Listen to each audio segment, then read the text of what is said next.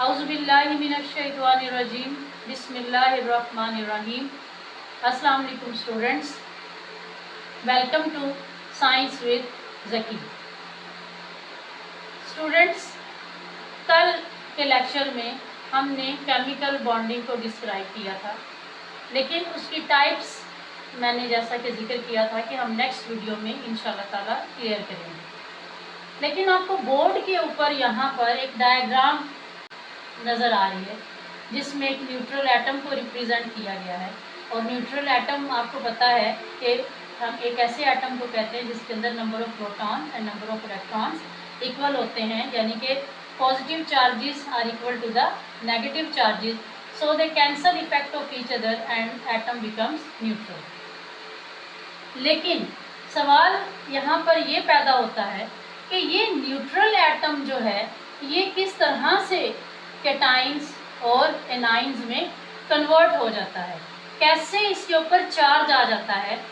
जैसा कि हम सब जानते हैं, हम सब शुरू से पढ़ते आ रहे हैं that atom is a neutral particle. अगर एटम न्यूट्रल पार्टिकल है then how it becomes cations and anions. जी, कैटाइंस और एनाइंस की फॉर्मेशन का जब तक हमें पता नहीं होगा तब तक हम केमिकल बॉन्डिंग की जो वेरी फर्स्ट टाइप है आयोनिक बॉन्डिंग, उसको हम सही अंदाज से नहीं समझ सकते। तो इसीलिए आज की वीडियो में हम फॉर्मेशन ऑफ आयंस का जो कॉन्सेप्ट है उसको क्लियर करेंगे। एटम सबसे पहले जो है वो कैटाइन में किस तरह से कन्वर्ट होता है। जैसे आप यहाँ पे आपको लिखा हुआ नज़र आ रहा है कि कैटाइन का क्या मतलब है, लॉस ऑफ इलेक्ट्रॉन्स। अब सवाल ये पैदा होता है दैट वाई, क्यों एक न्यूट्रल एटम जो है इलेक्ट्रॉन को लूज करेगा, या क्यों एक न्यूट्रल एटम जो है वो इलेक्ट्रॉन्स को गेन करेगा।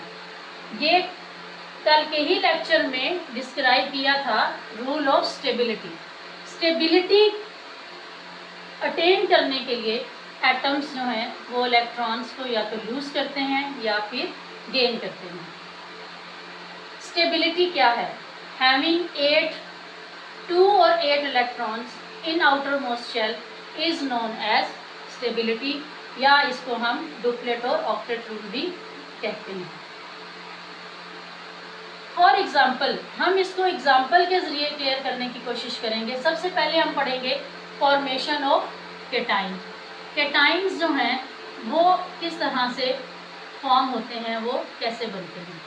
हमारे पास सबसे पहले जो एक एग्जाम्पल है, बहुत कॉमन, हम बहुत बुनियादी मेटल जिसके बारे में हम लोग पढ़ते हैं, this is sodium metal.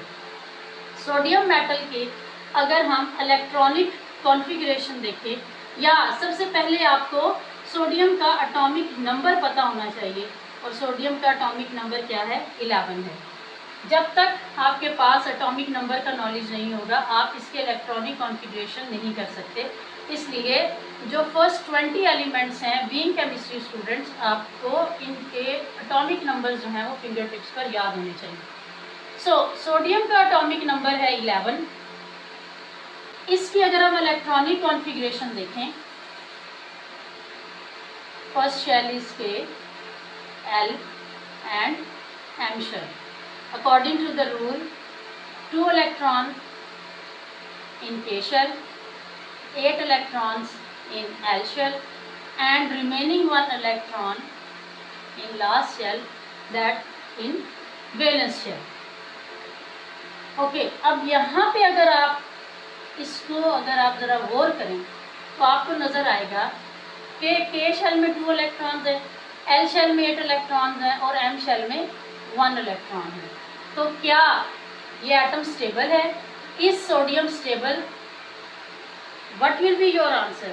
Definitely answer is no, sodium is not stable, because according to the rule in outermost shell there should be 2 और इलेक्ट्रॉन्स। तो अगर हम यहाँ देखें तो ना तो 2 इलेक्ट्रॉन्स है और ना ही 8 इलेक्ट्रॉन्स हैं। तो इसका मतलब क्या हुआ कि ये सोडियम क्योंकि मेटल है, और मेटल्स जो हैं हमेशा क्या होती हैं, metals are always electropositive because they tend to lose electrons. अब मेटल्स ही क्यों इलेक्ट्रॉन्स को लूज करती हैं, नॉन मेटल्स क्यों नहीं लूज करती, इसका भी आंसर यहाँ पर ही मैं क्लियर करूँगी आपके सामने कि सोडियम जो है उसके लिए इजी है कि ये एक इलेक्ट्रॉन लूज कर दे rather to attain 7 electrons to complete its octet. इसको अपना आउटर मोस्ट शेल कंप्लीट करने के लिए या तो 7 इलेक्ट्रॉन्स की ज़रूरत है या दूसरी कंडीशन ये है कि ये अपना एक इलेक्ट्रॉन लूज कर दे। और जब ये अपना एक इलेक्ट्रॉन लूज कर देगा तो अब इसके पास जो कंडीशन है वो है K और L यानी कि 2 and 8 इलेक्ट्रॉन्स, जिसका मतलब है कि it has attain the stability. इसका स्ट्रक्चर अगर हम ड्रॉ करके देखें सोडियम का, तो सोडियम के जो वेरी फर्स्ट शेल है, अगर हम इसको न्यूक्लियस कंसीडर कर लें सोडियम का, तो ये इसका फर्स्ट शेल बनेगा और इसके फर्स्ट शेल में हमारे पास कितने इलेक्ट्रॉन्स हैं, 2 इलेक्ट्रॉन्स। इसी तरह से ये इसका सेकंड शेल है और सेकंड शेल में कितने इलेक्ट्रॉन्स हैं, 8 इलेक्ट्रॉन्स।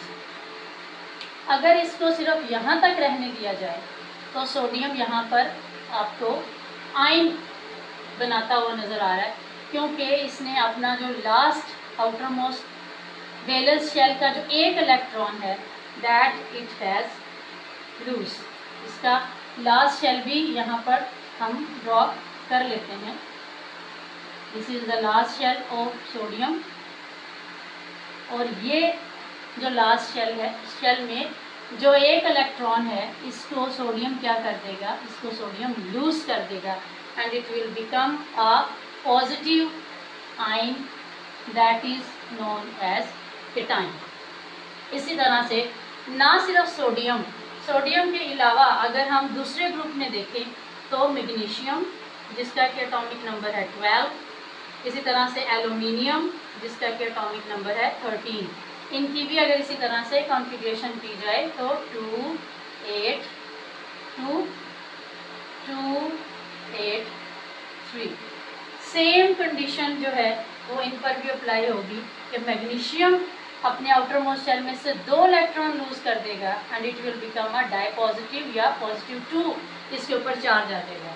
एल्युमिनियम जो है मेटल वो अपने आउटर मोस्ट शेल में से 3 इलेक्ट्रॉन्स को लूज कर देगी और it will become a positive 3 charge ion metal. So in this video we have learned how cations are formed. I hope कि आपको आज का ये लेक्चर समझ में आया होगा। इसका जो नेक्स्ट पार्ट है एनाइन फॉर्मेशन, इसको हम नेक्स्ट वीडियो में इंशाल्लाह ताला कवर करेंगे।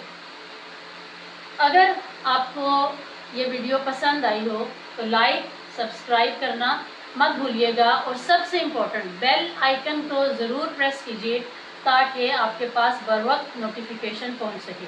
बहुत शुक्रिया, मिलते हैं अगले लेक्चर के साथ। अल्लाह हाफिज़।